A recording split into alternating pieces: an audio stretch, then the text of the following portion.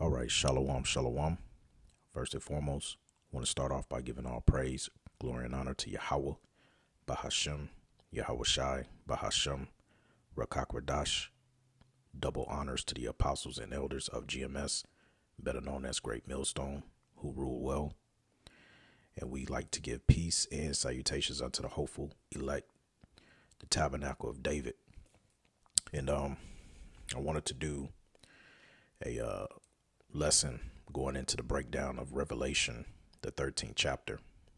And it seems to be a lot of controversy with these camps out here that are what the beloved elder Karakdazat from the Vegas camp says that, for lack of better terms, it seems as though these camps love to use what's called precept package. And a precept package meaning when they first come in, they're given this precept package that's put together like a little booklet for them to memorize certain breakdowns and stuff like that. But when it comes to, the prophecy dealing with the MOTB in Revelation, the 13th chapter, that's where the stumbling block is. All right. And, Lord's will, Yahweh Ratazah. This is going to be a two-part series because the first part we need to go into, break it down from verses 1 through 10. And then in part two, we're going to do the remaining verses from 11 to 16 or 18, I think it is. Salakia 18. So it's very good that because we get a lot of people that's coming into the truth, they have to get the correct understanding. All right. You have to understand these breakdowns, which the breakdowns just is just another way of saying, the prophecies. All right. So as you can see here on the screen, I have a template going into this topic, because when you deal with Revelation, the 13th chapter, what you have to understand is that this is speaking of the last heathen rulership on the planet Earth pertaining to the four beasts. All right. That were to rule when you get Daniel, the 7th chapter, when Daniel prophesied the vision that he had dealing with four major kingdoms that was going to rule on the planet Earth before the Israelites come back into power. Okay. Under the rule of Yahweh Shai, King David. All right. The 12 apostles, the 144,000, and the rest of the men, women, and children who the Lord will have mercy on. All right. That remnant. All right. But as you can see here on the screen, all right, when you deal with Revelation, the 13th chapter, it goes into the beginning stages of the beast with the 7 heads and the 10 horns. And basically, as we dive into this chapter, what you're going to find out is you're going to find out from the beginning, all right, of how this beast came, together, all the way up until the prophecy leading to its downfall and what they're going to try to do here in these end times, in these last days that we're currently living out. So without further ado, we're going to start at the top at verse 1. It says, "And I stood upon the sand of the sea and saw a beast rise up out of the sea." Now, the sea, okay, represents, the people, the nations, the tongues. All right. And the precept that we can get for that is when you go to the book of Revelation, chapter 17. All right. And verse 15. All right. It says, "And he saith unto me, the waters which thou sawest where the whore sitteth are peoples, multitudes, nations, and tongues." Okay.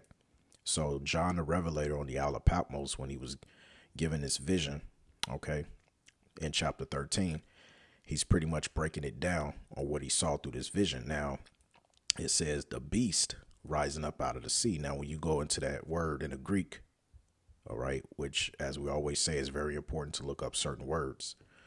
All right. Therion in the Greek. All right. Which, all right, it could be an animal, a wild beast. Okay. But this is speaking of metaphorically a brutal, a bestial man, savage and ferocious. All right. Now, when you go back to the creation story, okay, there's 3 classifications of man. There's the sons of God, You also have the sons of the wicked, which we know that to be the Edomites, all right, the Cajuns of called today. And then you also have the sons of men, okay? Now, when you get the book of Ecclesiastes, all right, the 3rd chapter, okay, the sons of men, which represents the other heathen nations, all right, they are likened unto beasts, okay? This is Ecclesiastes chapter 3, verse 18. It says, I said in my heart concerning the estate of the sons of men, that the Most High might manifest them, and that they might see that they themselves are beasts. You see that? And we know that once again, all right, the Edomites, the biblical Edomites, all right, they are that bestial man, all right, because as the scripture says, all right, let's get Psalms 50, all right, in verse 16. It says, but unto the wicked, all right, and who's the wicked again? Malachi 1 and 4, the Edomites. But unto the wicked the Most High saith, who hast thou to do, or Salakia, what hast thou to do to declare my statutes, or that thou shouldest take my covenant in thy mouth? Now, why is this question being asked? Because remember, actually, if we go back a chapter, okay, Salakia, if we go to Psalms chapter 49, starting at verse 20, it says, man that is in honor and understandeth not is like the beast that perish. Okay, so when you don't have the wisdom, knowledge, or understanding, okay, you're likened unto a beast. All right. And Esau, Edom, all right, is this bestial man, all right, who was prophesied, okay, that he was going to get, you know, rulership when you get Genesis, the 27th chapter, which let's go there really quickly to Esau's blessing. All right. Because see, what you're going to find out is when you put the pieces together, okay, it all starts to make sense. All right. But this is the blessing between both brothers, Jacob and Esau. We'll start at verse 37. It says, and Isaac answered and said unto Esau, behold, I have made him thy lord, and all his brethren have I given to him for servants, and with corn, wine have I sustained him. And what shall I do now unto thee, my son? And Esau said unto his father, hast thou but one blessing, my father? Bless me, even me also, O my father. And Esau lifted up his voice and wept. And Isaac his father answered and said unto him, behold, thy dwelling shall be the fatness of the earth, and of the dew of the heaven from above. Let's read that in another translation. Okay. NIV says, his father Isaac answered him, your dwelling will be away from the earth's richness, away from the dew of heaven above, right? Let's see here. CSB says, his father Isaac answered him, look, your dwelling place will be away from the richness of the land, away from the dew of the sky above. All right.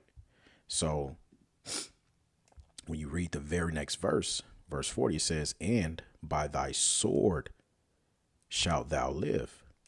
Okay. And shalt serve thy brother. And it shall come to pass when thou shalt have the dominion that thou shalt break his yoke from off thy neck.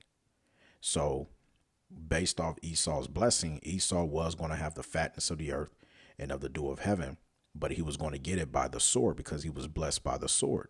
Right now, when you go to Revelation, the 6th chapter, okay, Revelation 6 and 4 says, and there went out another horse that was red.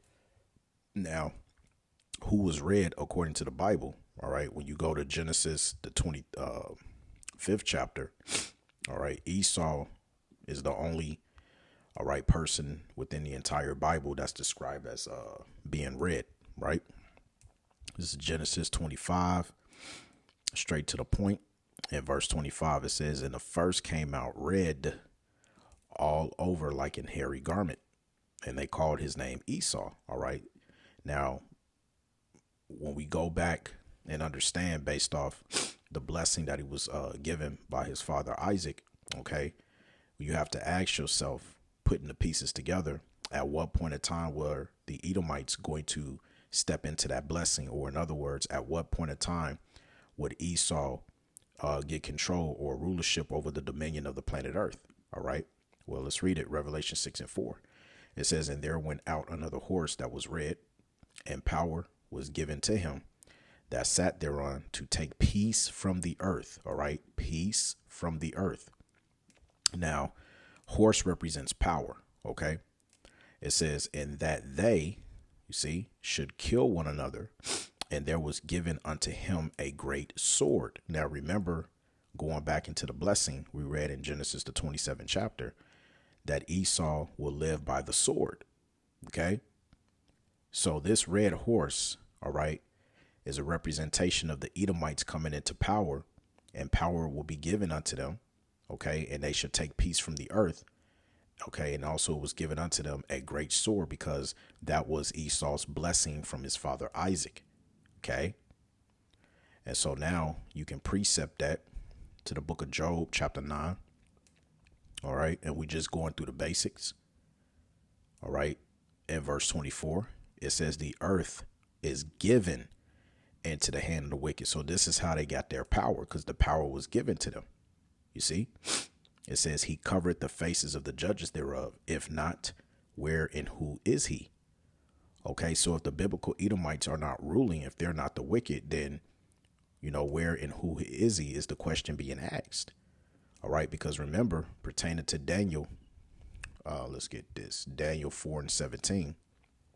Okay, it says, this matter is by the decree of the watchers and the demand by the word of the holy ones, to the intent that the living may know that the Most High ruleth in the kingdom of men, and giveth it to whomsoever he will, and setteth up over it the basest of men. All right. And the Edomites are those basest of men, as it tells you in Job, the 30th chapter.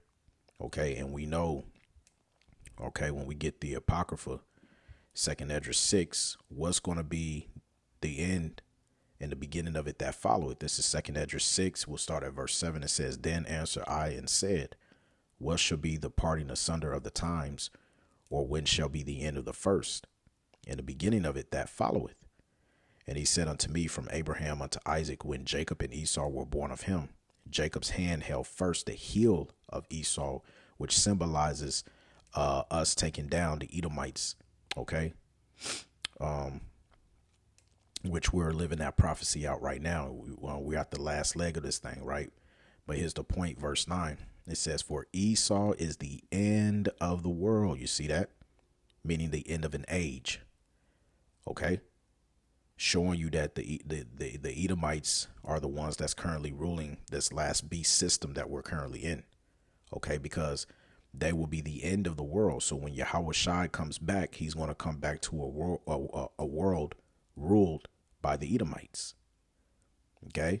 It says, and Jacob is the beginning of it that followeth. Now, going back, okay, this beast, now that we got that understanding, okay, let's go through it. It says, and I stood upon the sand of the sea, and saw a beast rise up out of the sea, having 7 heads and 10 horns, and upon his horns 10 crowns, and upon his heads the name of blasphemy. Now, the 7 heads, okay, represents the 7 governments or kingdoms that the Edomites ruled out of. Okay, the first of them were the Greeks. That's when they first came into power by a man named Alexander the Greek. Then you had the ancient Romans. Then from there you had the Spaniards. Then you had France, Germania Major, Germania Minor, and then you had Great Britain.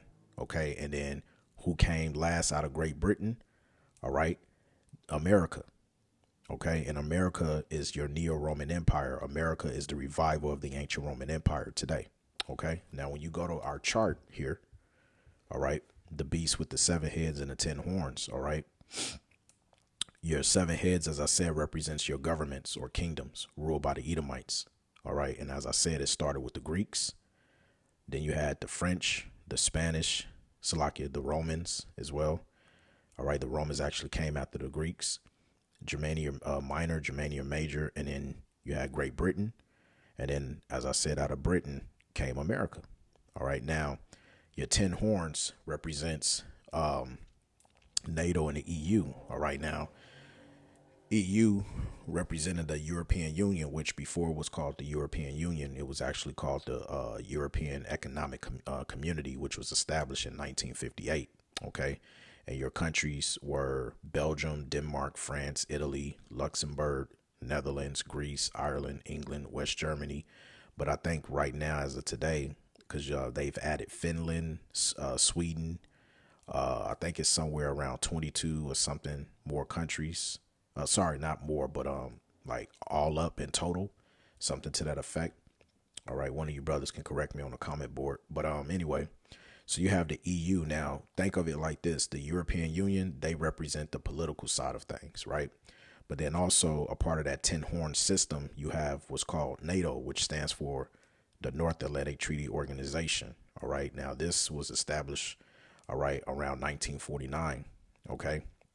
And this is what gives the beast its power by these nations joining together. All right. That Western dominance. Okay.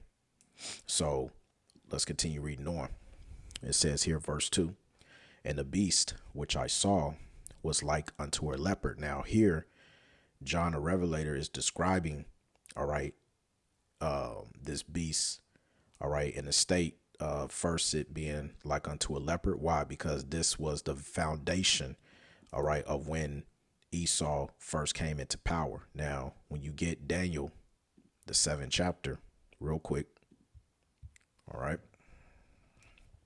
Daniel 7:6, it says, after this, I beheld, and lo, another like a leopard, which had upon the back of it 4 wings of a fowl. All right. The beast had also 4 heads, and dominion was given unto it. All right. Because you had Alexander the Great, and then after him, all right, his 4 generals ruled after him. All right. Which was Ptolemy, Seleucus, Cassandras, and Lacedaemon. Right. Now, when you go into the history of the Greek Empire, that third beast, okay, this is First Maccabees chapter 1, and we start at verse 1. It says, and it happened after that Alexander, son of Philip, the Macedonian, okay, which when you trace Alexander's lineage, all right, his lineage can be traced back all the way to Edomite, all right, because the Macedonians were known as Agagites, all right, and you have, when you read the book of Esther, you had a man by the name of Haman, all right, who went toe to toe with Mordecai. And Haman was not only known as a Agagite, but he was also known as a Macedonian. And this is how you can trace Alexander's lineage all the way back to him being an Edomite. But anyway, it says, and it happened after that, Alexander, son of Philip, the Macedonian, who came out of the land of Kittim. All right, now Kittim was another name which today modern term is known as Cyprus. Okay, the little island. And it says, has smitten Darius, king of the Persians and the Medes, that he reigned in his stead, the first over Greece. Okay, so this was the first time the Edomites came into power. All right, it started with the Greeks. It says, it made many wars and won many strongholds and slew the kings of the earth, and went through to the ends of the earth and took spoils of many nations, insomuch that the earth was quiet before him. Whereupon he was exalted and his heart was lifted up. You see, it says, and he gathered a mighty strong host and ruled over countries and nations and kings who became tributaries unto him. And after these things, he fell sick and perceived that he should die. Wherefore he called his servants, such as were honorable and had been brought up with him from his youth, and parted his kingdom among them, so he was yet alive. And that goes into your the 4 heads, all right, the 4 generals. It says, so Alexander reigned 12 years and then died, and his servants bare rule every one in his place. And after his death, they all put crowns upon themselves. So did their sons after them many years. And here's the point, and evils were multiplied in the earth. Okay. That's why it tells you in the book of Micah, all right, because what did these devils do, all right, when they came on the scene? This is, where are we? Salakia. This is Micah chapter 2, okay? In verse 1, it says, woe to them that devise iniquity and work evil upon their beds when the morning is light. They practice it because it is in the power of their hand. Verse 2, and they covet fields and take them by violence. You see, those evils being multiplied on the earth, okay? And houses and take them away. So they oppress a man in his house, even a man in his heritage. All right. Verse 3, therefore, thus said the Lord, behold, against this family do I devise an evil. You see that? From which ye shall not remove your necks, neither shall ye go hotly, for this time is evil. Okay. Because even then, when you had the other heathen nations, when they had their time to rule, okay, yeah, they were wicked, but not on the level with these Edomites, man. Okay, these Edomites are the most wicked, people on the planet Earth. All right, they are the wicked, pertaining to Malachi 1 and 4. All right, so, all right, when they came in to power, evils were multiplied on the earth. You see? All right, so now that we can understand that, going back to Revelations, chapter 13, verse 2, it says, and the beast which I saw was like unto a leopard, which started with what? The Greeks. All right. That third beast from Daniel, the 7th chapter. Okay. That's when Esau first came into power. It says, and his feet were as the feet of a bear. Okay. Now the feet represents the end of his last leg. The bear represents Russia. All right. Because the Russians today, okay, they're also Edomites as well. Okay. And Russia is going to be the country, all right, to kick off, all right, and also start a war, with America, all right, and also be the reason America falls. Okay. When you get Ezekiel, the 38th chapter, it goes into that Gog and Magog, okay, which is Russia. All right. And, the proof of that, when you look it up, let's look up Gog, and you look up Gog and Magog, and you get a, let's see here. Let's type in map. All right. Let's pull this up here. So as you can see, when you get Gog and Magog, all right, it's right up in this area. Okay. Let's see if I can find a better one for you. Let's see. Here we go. Here's a better one. So here you have Gog. All right. Then you got, Magog, but this whole area here, okay, is, owned by the Edomites today.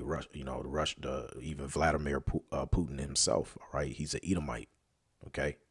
But nevertheless, all right, getting back to this. So the feet, represents, all right, that, Esau, Edom's, last leg and the rushes are going to be what causes this, this devil to go down. All right. It says, in his mouth as the mouth of a lion. Okay. Because one, the lion represents Great Britain, you see, and, with Great Britain, you have, their symbol, which represents, a lion. All right. Because a lion represents strength, all of those sort of things, and also America comes out of Great Britain. All right. Going back to the beast with the 7 heads and the 10 horns chart. All right. America sits at the top. America is that great whore. You see, it says, and the dragon gave him his power. Now the dragon represents the ancient Roman Empire. Okay. So the dragon, all right, that same Salakia spirit of the ancient Roman Empire, all right, they took, okay, and it says in his seat, which represents the throne, okay, and great authority. Verse 3, it says, and I saw one of his heads as it were wounded to death, all right, and his deadly wound was healed, and all the world wondered after the beast. Okay, now what does it mean? He was wounded to death, because back then you had a man by the name of Septimius Severus. Okay, this guy right here. And they will tell you he's the first. Here it is right here, this article, history.co.uk.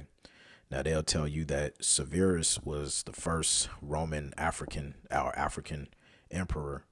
All right. But really he was an Israelite.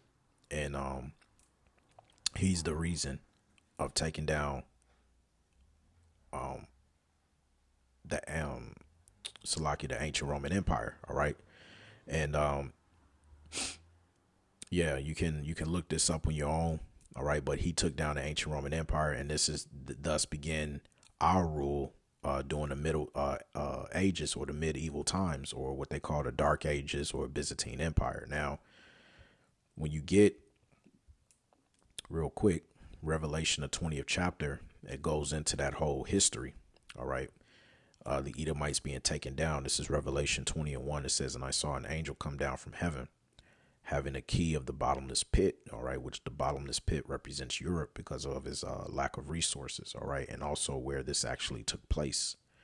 It says, in a great chain in his hand, which the great chain symbolizes captivity. All right. Or in other words, slavery. And it says, and he laid hold on the dragon. Now, remember, the dragon represents the ancient Roman Empire. All right. That old serpent, which is the devil and Satan, and bowed him 1,000 years. OK, now what you have to understand, when we were ruling during the Byzantine Empire. All right. When you actually look it up, and let me see if they'll do it, because they always mess this up. OK, so give you an example. This is from livescience.com. All right. Dealing with the Byzantine Empire, or better known as the Dark Ages or medieval times. It says the Byzantine Empire, also known as Byzantium, if I pronounced that right, refers to the eastern half of the Roman Empire that survived for nearly 1,000 years. You see, 1,000 years after the western half of the empire collapsed, which the western half was the ancient Roman Empire ruled by the Edomites. All right. So during this 1,000-year period, Jake was ruling, which, you know, a lot of people don't know. Or some know it, but they don't know that that was our people. OK, so when you go into biblical prophecy, all right, Salakia, Revelation, the 20th chapter, that's what it means when it says, and bowed him 1,000 years. Now, what happened within that 1,000 years? Well, the Edomites were pushed up into the Caucasus Mountains. OK, and we had them under servitude. They were under us. Verse 3, it says, and cast him into the bottomless pit, which is in Europe, and shut him up and set a seal upon him, that he should deceive the nations no more, until the 1,000 years should be fulfilled. And after that, he must be loosed a little season. OK, so what we're doing is we're tapping into how one of his heads was wounded, but that deadly wound was healed, meaning he might have been down and out, but he came back into power.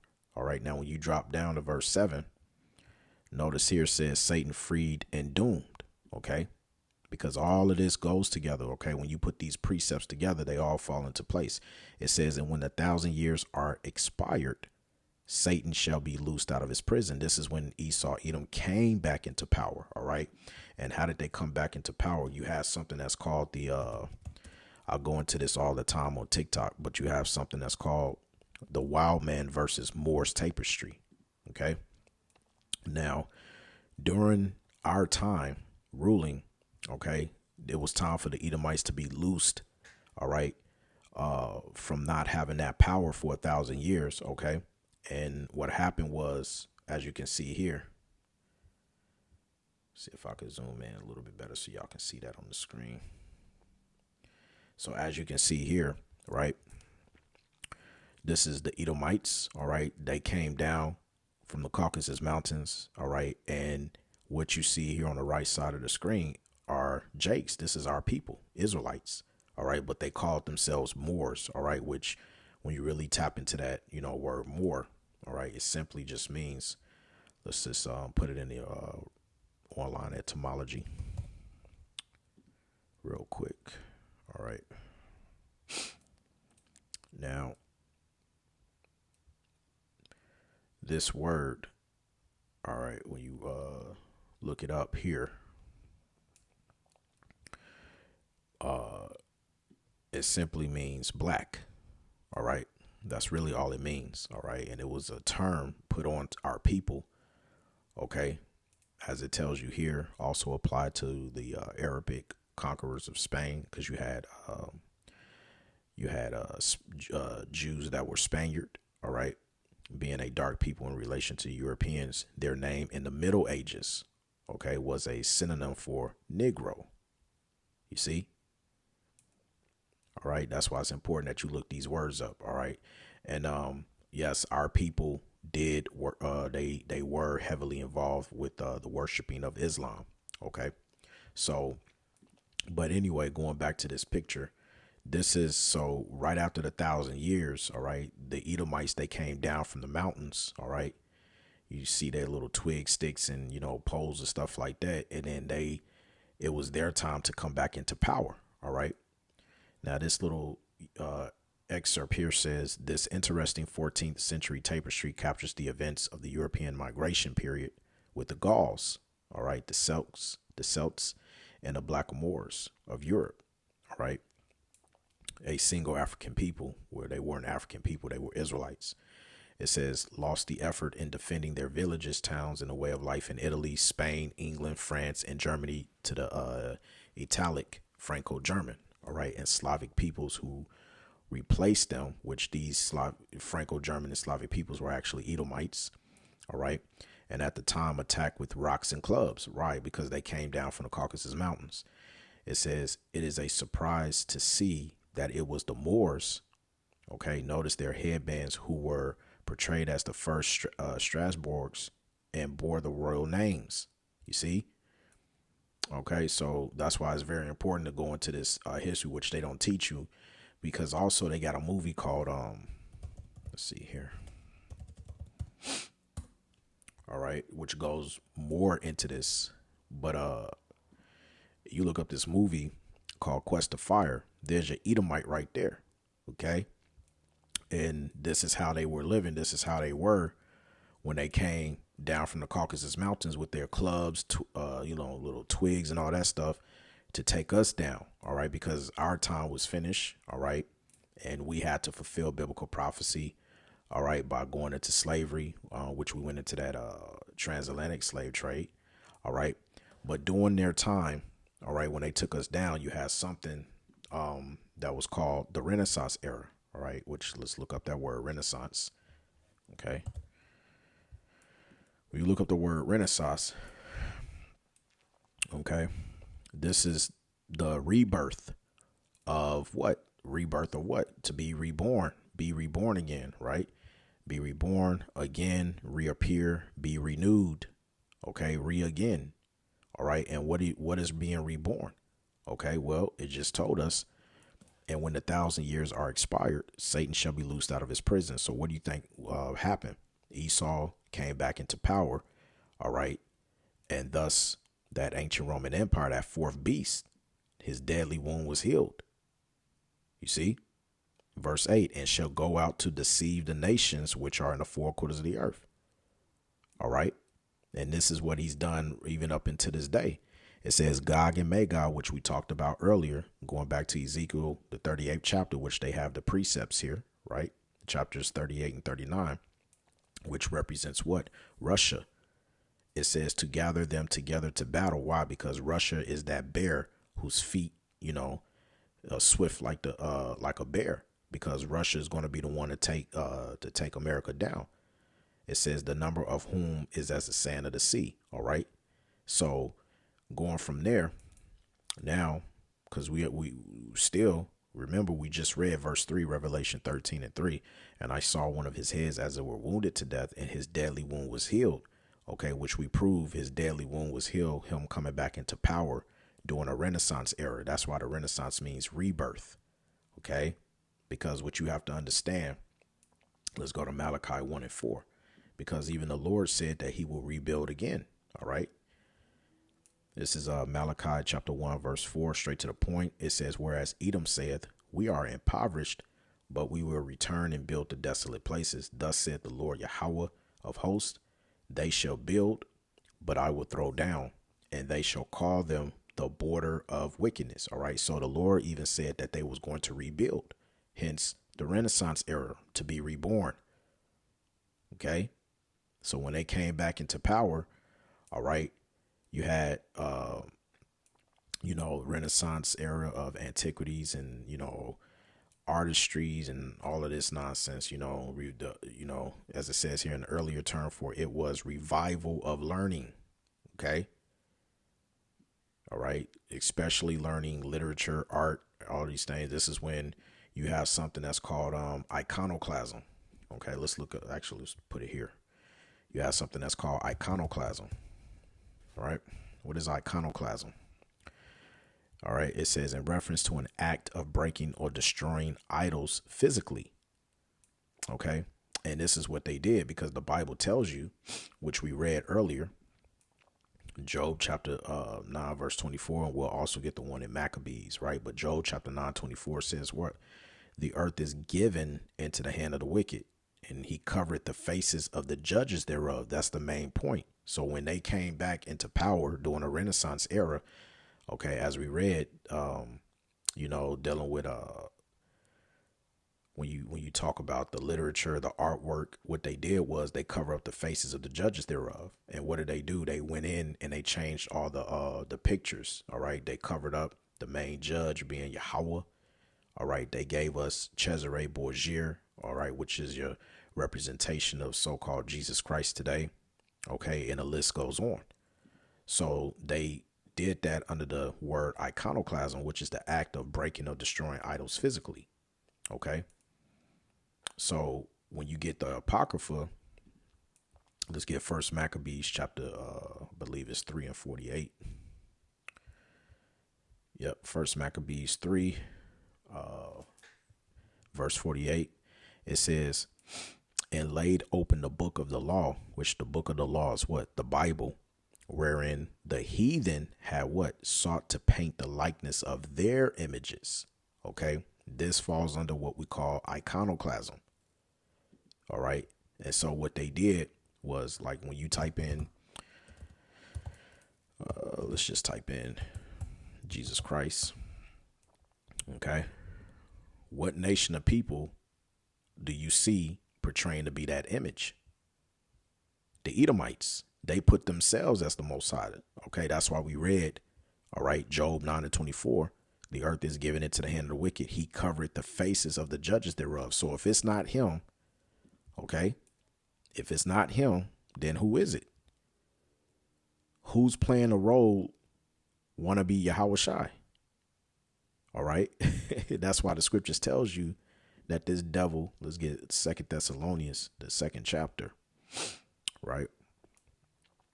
Start at verse 3. It says, let no man deceive you by any means, for that day shall not come except there come a falling away first, which that happened to us, and that man of sin be revealed, the son of perdition, who opposeth and exalted himself above all that is called the Most High, or that is worshipped, so that he as the Most High sitteth in the temple of the Most High, showing himself that he is the Most High. All right. And once again, when you go, all right, into looking these things up, what nation of people fits the bill of placing their own image, or better yet, should I say, painting the likeness of their own image?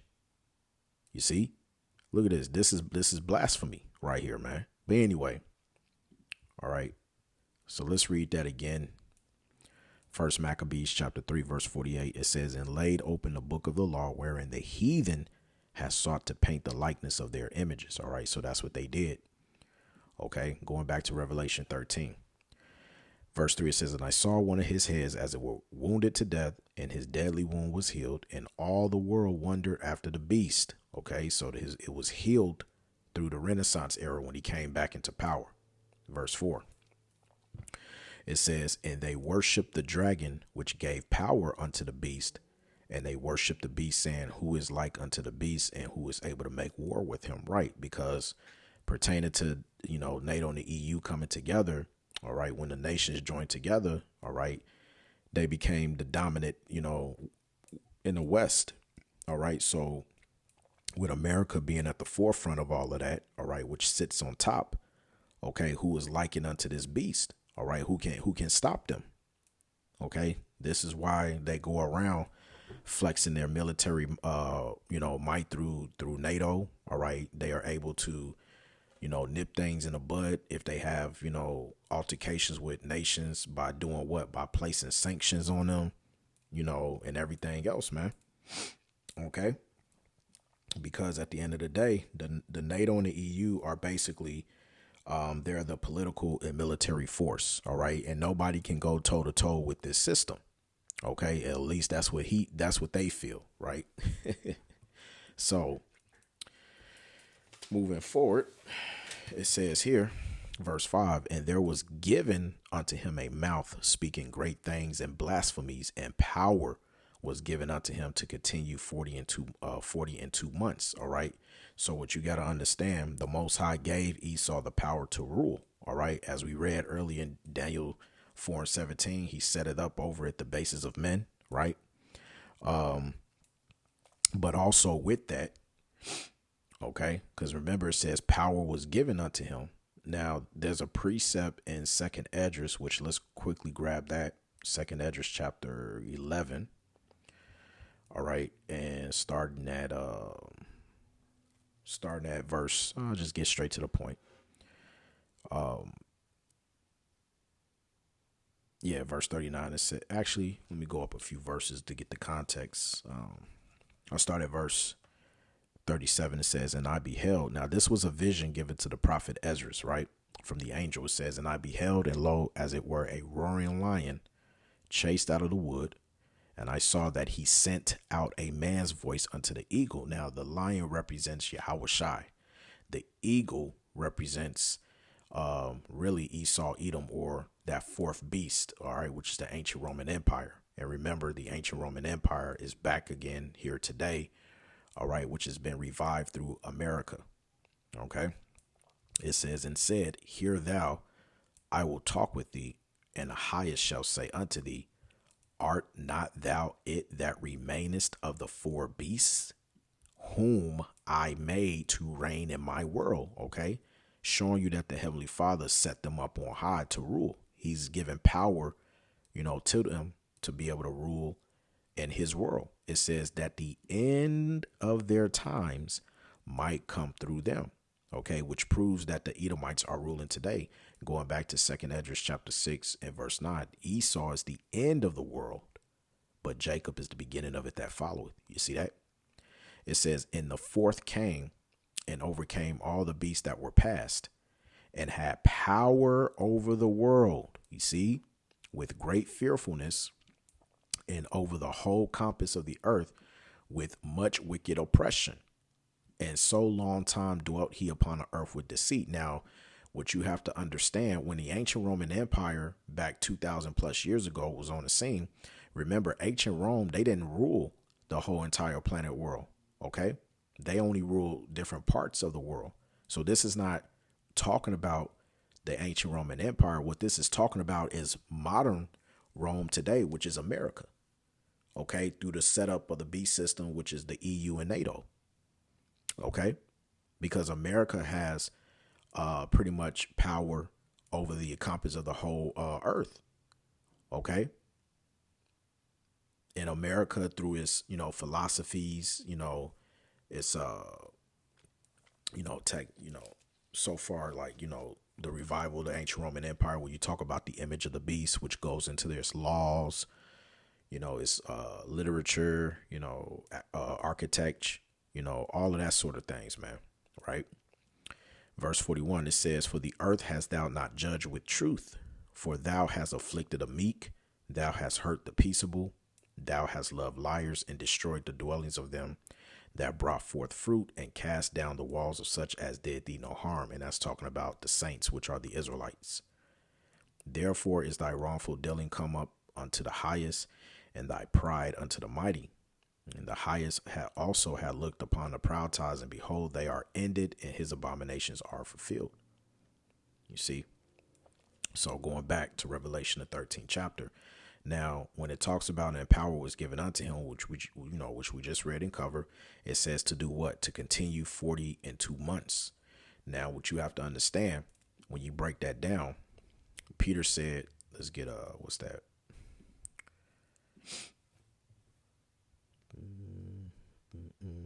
Salakia, 2 Peter.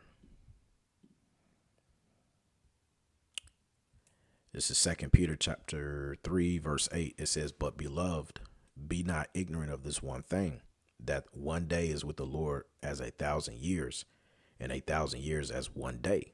Okay, so in the span of 42 months, okay, that's give or take, that's about 3.5 years. So in total, that's 350 years. Okay, so that's talking about 350 years when Esau, Edom, took us down, had us in slavery, going as far back as the 1600s up until around 1970s, when this truth started to come out, and it started with a man by the name of Abba Bivens. Okay, verse 6, it says, "And he opened his mouth and blasphemed against the Most High," to blaspheme his name. All right, because they'll give you all these other names such as Yahuwah, Yahweh, and all of this stuff, but they can't give you his actual true name. All right, because the Bible tells you in Malachi, all right, that that the Lord's name is dreadful amongst the heathen. Right. Malachi 1:14, it says, "But cursed be the deceiver, which hath in his flock a male, and voweth and sacrificeth unto the Lord a corrupt thing. For I am a great king, said the Lord of hosts, and my name is dreadful among the heathen." Okay, and this is the reason why they'll never mention his name, because it's dreadful. All right, they're not going to give you the true name. All right, so he blasphemes the name and his tabernacle, because who's his tabernacle? The Israelites. All right, it tells you that in Revelation 21:3, the tabernacle of the Lord, it dwelleth with men. What men from who? The Israelites. All right, also Ezekiel, the 34th chapter, and Proverbs 8:4. It says, "And them that dwell in heaven," verse 7, "and it was given unto him to make war with the saints," okay, "and to overcome them." All right, because what happened when they came back into power, remember, even when Christopher Columbus, which his real name is Cristobal Colon, when he came over to the Americas, what did he do? He took down the Northern Kingdom, started with the Gadites, which are your so-called Native Americans today. All right, and then basically put them on a ship and brought them over to Europe. All right, and made them serve in the slave trades. That's why it tells you in Jeremiah, the 50th chapter, real quick, that Jacob and Israel were oppressed together. All right, Jeremiah 15:33, "Thus saith the Lord of hosts, the children of Israel, northern kingdom, and the children of Judah, southern kingdom, were oppressed together." And how were we oppressed together? Started with the transatlantic slave trade, and all that took them captives, held them fast. They refused to let them go. You see? So, moving on. It says back in verse 7, "And it was given unto him to make war with the saints and to overcome them, and power was given him over all kindreds and tongues and nations. And all that dwell upon the earth shall worship him, whose names are not written in the book of life of the Lamb, slain from the foundation of the world." All right, and you see that happening right now. Even as I'm making this video. All right, verse 9. Listen to what John the Revelator says. He says, "If any man have an ear, let him hear." Why is that? Because everybody doesn't have an ear to hear, meaning everybody doesn't have, it has not been imputed unto them to have this understanding of the scriptures. Verse 10, it says, "He that leadeth into captivity shall go into captivity. He that killeth with the sword must be killed with the sword. Here is the patience and the faith of the saints." Right, because this is what Israel is patiently waiting for. Okay, that's why the scriptures tells you, I think that's 2 Corinthians. Let me see if I can find that. Is it sorry, not 2 Corinthians, Luke. What is it? Luke 12. Let's see here. Yeah, Luke 12:32, it says, "Fear not, little flock, for it is your Father's good pleasure to give you the kingdom." All right. And in part of giving us the kingdom, we're going to have these Edomites as a possession. Okay. We're going to put them into captivity. Let's get Amos chapter 9. One of my favorite precepts, Amos 9:12. We'll start at verse 11. It says, "And in that day will I raise up the tabernacle of David that is fallen, and close up the breaches thereof, and I will raise up his ruins, and I will build it as the days of old." Because what did David do when he was ruling? What did he do to the Edomites? Let's get a precept. Let's get a First Chronicles 18 real quick. First Chronicles 18 and 13. "And he," meaning David, all right. I actually start up one. Now let's start up verse 11. It says, "Them also King David dedicated unto Yahweh with the silver and the gold that he brought from all these nations, from Edom, Moab, and from the children of Ammon, and from the Philistines, and from Amalek, which is the chief tribe of Edom. Moreover, Abishai, the son of Zeruiah, slew of the Edomites in the valley of Salt 18,000. Pardon me. Right? And what did he do afterwards? And he put garrisons in Edom, and all the Edomites became David's servants." Let's look at that word servants in the Hebrew real quick. Right? Just so y'all can understand what we're dealing with here. Okay. Abad. All right. Which, there you have it. See that? And I don't want to, say too much because, they'll flag this video, but you see that. All right. So if they were King David's servants back then, in terms of this, let's go back to Amos. What's going to happen in the future? Because remember, in verse 11, it says that the Lord is going to raise the tabernacle of David. So when you understand the tabernacle of David, which is what David did back when he had his kingdom, read the very next verse. That what?